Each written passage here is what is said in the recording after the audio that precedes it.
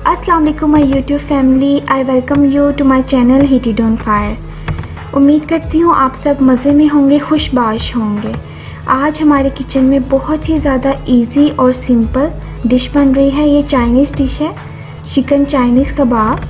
ये बहुत ही मज़े के कबाब होते हैं और इजीली आप इसको घर में प्रिपेयर कर सकते हैं। इसके साथ साथ ये बहुत ही ज़्यादा चीप कबाब है। तो चलें शुरू करते हैं और देखते हैं हमें किन किन चीज़ों की ज़रूरत है।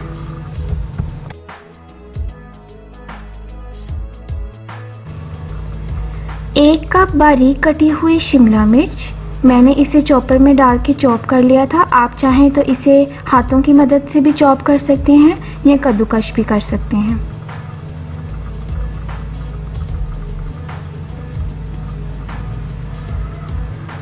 एक कप बंद गोभी, इसको भी मैंने चॉपर में डालकर चॉप कर लिया था।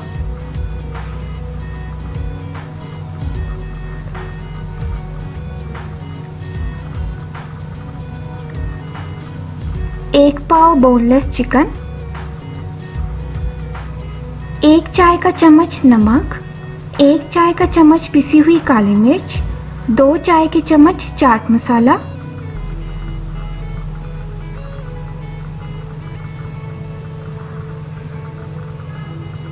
ब्रेड क्रम्स,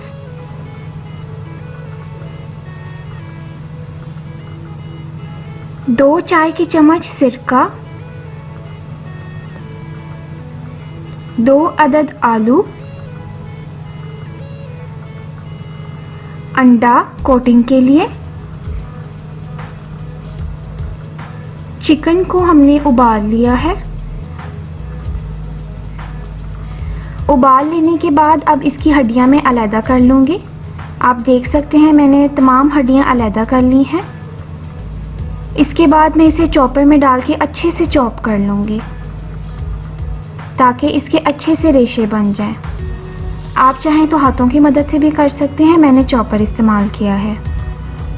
अब बंद गोभी और शिमला मिर्च को फ्राई पैन में डालकर थोड़ा सा पानी ऐड करेंगे और इसे पकाएंगे। पानी आपने ज़्यादा शामिल नहीं करना, बस थोड़ा सा करना है ताकि उस पानी के अंदर जो बंद गोभी और शिमला मिर्च है वो अच्छे से पक जाएं और इनका कच्चापन ख़त्म हो जाए। आपने इनको लाल या ब्राउन बिल्कुल भी नहीं करना, बस इतना पकाना है कि इनका कच्चापन ख़त्म हो जाए और पानी खुश्क हो जाए।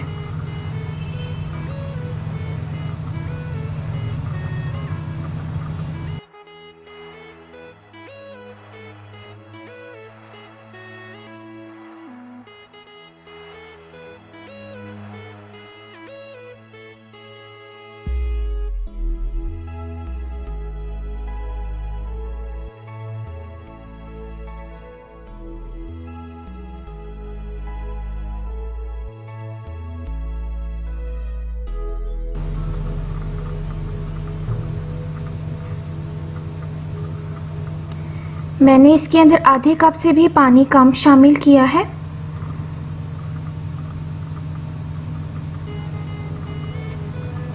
और अब मैं इसे अच्छे से भून रही हूँ ताकि इसका पानी भी खुश्क हो जाए और सब्जियां पक भी जाएं।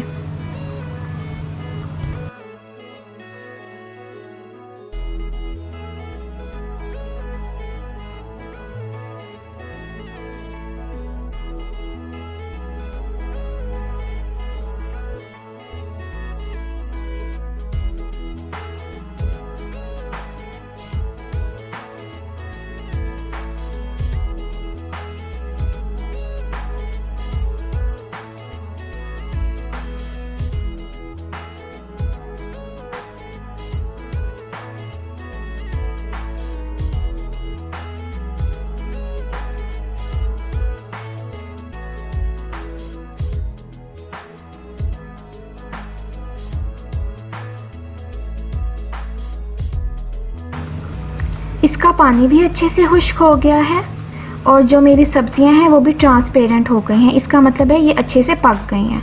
ब्राउन इनको बिल्कुल भी नहीं करना, सिर्फ इतना पकाना है कि इनका कच्चापन ख़त्म हो जाए। आलूओं को मैंने बॉईल कर लिया था। अब मैं एक बीटर की मदद से इसे मैश कर रही हूँ। आप मैशर भी इस्तेमाल कर सकते हैं, इस तरह से मुझे ज़्यादा इजी रहता है तो मैं बीटर की मदद से इसको मैश कर रही हूँ। आप चाहें तो हाथों से भी कर सकते हैं और मैशर से भी कर सकते हैं।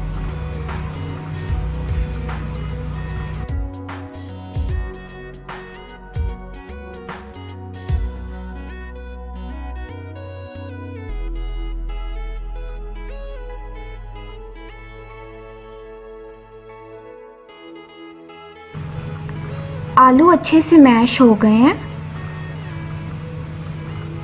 अब मैं इसके अंदर चॉप यानी जो हमने उबाल के चिकन चॉप किया था वो शामिल कर रही हूँ।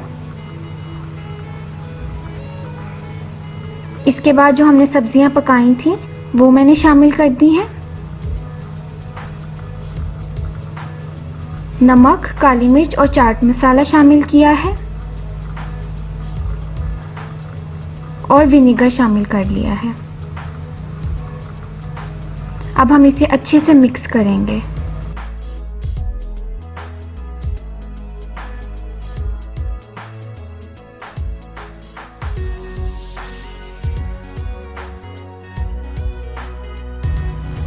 आपने इसके अंदर अंडा, कॉर्नफ्लोर या मैदा ऐसा कुछ भी नहीं डालना है। ये ख़ुद ब खुद एक अच्छा सा बैटर बन जाएगा क्योंकि हमने इसके अंदर मैश किए हुए बॉयल पोटैटो यूज़ किए हैं और रेशों की फॉर्म में चिकन ऐड किया है, तो वो इसको एक अच्छा सा बैटर बना देगा। इसलिए आपने इसके अंदर कोई भी बाइंडिंग चीज़ नहीं डालनी। अगर आपने वो डाल दी तो कच्चा जायका इसके अंदर आएगा। इस वजह से आपने इसको एज़ इट इज़ मिक्स करना है। अगर आपको लगे कि ये ज़्यादा लूज़ है यानी आपने पानी जो है वो वेजिटेबल्स का अच्छे से खुश्क नहीं किया है, तो फिर आप थोड़ा सा कॉर्नफ्लोर ऐड कर सकते हैं इसके अंदर, वरना आपने इसके अंदर कुछ भी ऐड नहीं करना। और कोशिश करनी है कि वेजिटेबल्स को अच्छे से पकाना है ताकि उनका पानी खुश्क हो जाए। अब हम इसको शेप दे देंगे। मैं इसको यहाँ पे नगेट्स की शेप दूँगी, आप चाहें तो कटलेट्स की शेप भी दे सकते हैं।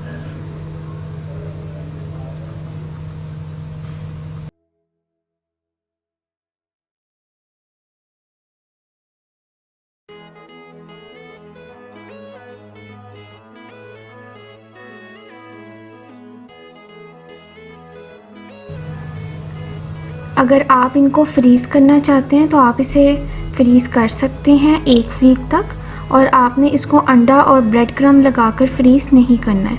आपने इसी तरह से बैटर बनाना है, शेप देनी है, और आपने इसको किसी भी प्लास्टिक के डब्बे के अंदर बटर पेपर रख कर लेयर्स के फॉर्म में, तो आप इसको फ्रीज़ कर सकते हैं 1 वीक तक। 1 वीक तक इसलिए मैं कह रही हूँ क्योंकि चीज़ पड़ी पड़ी ख़ास तौर पे जो इस तरह की जिसके अंदर हमने खटाई इस्तेमाल की हो वो पानी छोड़ देती हैं, तो इस वजह से आपने इसको वीक के अंदर अंदर ही यूज़ कर लेना है, ज़्यादा देर इसको फ्रीज़ नहीं करना। और जब आप इसको डीप फ्रीज़ करेंगे तो आपने इसको फ्रिज में निकाल कर रख देना है। थोड़ी देर बाद जब ये डीप फ्रीज़ हो जाएगा तो फिर आपने इसके ऊपर अंडा लगाना है, ब्रेड क्रम्ब्स लगाने हैं और फ्राई कर लेना है। मैंने कुछ कबाब बना लिए हैं और मैंने जो ग्लव्स पहने थे वो मैंने उतार दिए क्योंकि वो बहुत ज़्यादा पेनफुल थे, मुझे निशान पड़ गए थे, इस वजह से मैंने उसको उतार दिया। अब मैंने एक अंडा लिया है और उसको तोड़ा है और बीट कर रही हूँ अच्छी तरह से।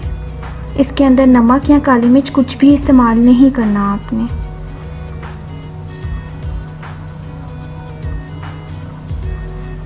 यहाँ पर मैंने ब्रेड क्रम्ब्स रखी हैं। मैं यहाँ पर जो ब्रेड क्रम्ब्स हैं वो स्टोर बॉट ब्रेड क्रम्ब्स हैं। आप चाहें तो घर भी बना सकते हैं, लेकिन अगर आप घर में ब्रेड के क्रम्ब्स बनाएंगे तो आपने भी नमक और काली मिर्च अंडे के अंदर शामिल कर लेनी है।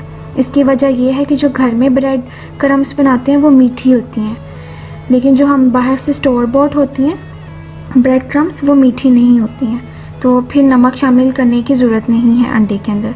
लेकिन अगर आप घर में मिल्की ब्रेड की बना रहे हैं तो फिर आपने अंडे के अंदर नमक और काली मिर्च थोड़ी थोड़ी शामिल कर लेनी है। अब मैं सबसे पहले जो कटलेट है, जो नगेट है हमारा, उसको मैंने अंडे के अंदर डिप किया है। उसके बाद दूसरे हाथ की मदद से मैंने ऊपर ब्रेड क्रम्ब्स लगा दिए हैं। इसी तरह से बाकी के भी मैं कोटिंग करती जाऊँगी।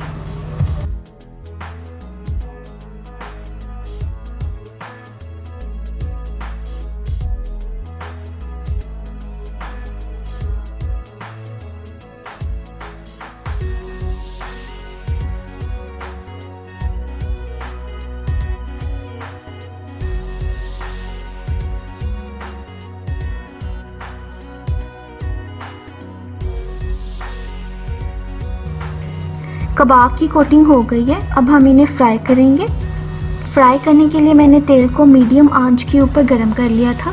अब हम इसके अंदर कबाब जो हैं या कटलेट जो हैं वो फ्राई करेंगे। मैं यहाँ पर 4 एक वक्त में फ्राई कर रही हूँ। ज़्यादा आपने भी ओवरलोड नहीं करना है, इससे ये होगा कि एकदम से जो तेल है वो भी ठंडा हो जाएगा। दूसरा ये कि ओवरलोड करने से हमारे कबाब टूट सकते हैं। वैसे तो ये कबाब नहीं टूटते, लेकिन अगर आप पहली दफ़ा ट्राई कर रहे हैं तो ज़रा एहतियात ही बेहतर है। मैंने इसके ऊपर ब्रेड क्रम्स की कोटिंग की है। आप चाहें तो रस्क की भी कोटिंग कर सकते हैं। अगर आपके पास ब्रेड क्रम्स नहीं है, आप रस्क को क्रश करके वो भी ऊपर लगा दें अंडे के साथ। लेकिन उससे ये होता है कि उसमें आपने बहुत एहतियात करनी पड़ती है आपको, क्योंकि जो रस्क के क्रम्स होते हैं वो ऑलरेडी गोल्डन ब्राउन होते हैं, तो जब आप उन्हें फ्राई करेंगे तो वो बड़ी जल्दी डार्क ब्राउन हो जाते हैं। आपने इनको 4 से 5 मिनट के लिए पकाना है। आपने इनको ज़्यादा देर नहीं पकाना है, क्योंकि हमने जो इसके अंदर अमेज़ा डाला है, जो बैटर है इसके अंदर, वो सब कुछ पका हुआ है। सिर्फ हमने इसकी कोटिंग पकानी है। तो इस वजह से आपने इसको 4 से 5 मिनट के लिए पकाना है, या तब तक पकाना है जब तक कि ये गोल्डन ब्राउन ना हो जाए, और ज़्यादा इसके अंदर चम्मच भी नहीं लगाना।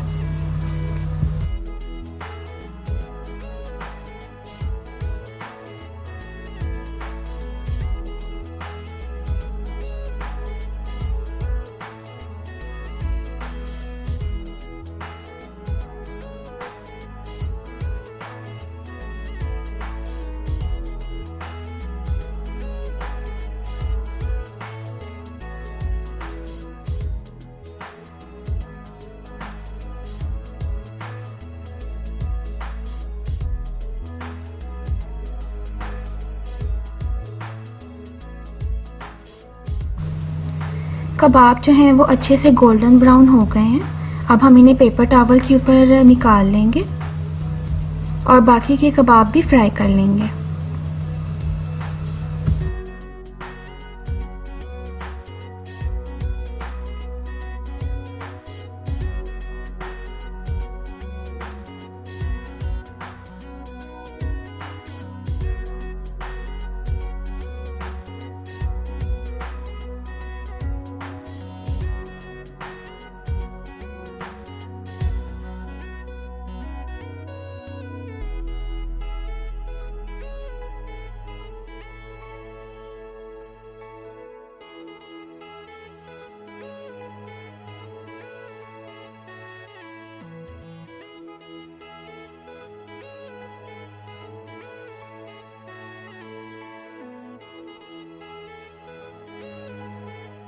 आप देख सकते हैं ये कबाब कितने क्रिस्पी लग रहे हैं और कोई भी कबाब नहीं टूटा। इसकी वजह ये है कि इसकी कोटिंग बहुत अच्छी की गई थी। इसको हमने ज़्यादा चम्मच नहीं लगाया फ्राई करते वक्त, और दूसरा ये कि इसके अंदर जो अमेज़ा था उसको हमने अच्छे से पहले ही पका लिया था। बाज़ दफ़ा जब अमेज़ा पकता है तो वो पानी छोड़ देता है, उसकी वजह से भी कबाब टूट जाते हैं।